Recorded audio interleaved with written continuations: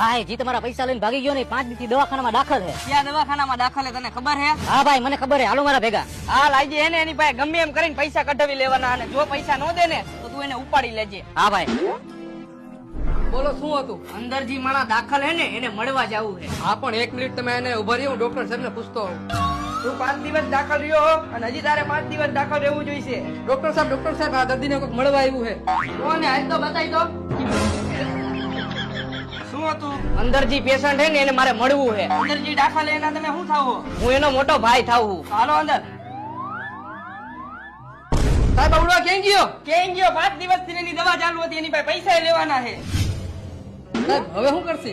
આ એના મોટા ભાઈ આવ્યા, એની પાસે બિલ લઈ ગયો. હા તો 5 દિવસનું બિલ કેટલું થયું? ખાલી 10,000 રૂપિયા.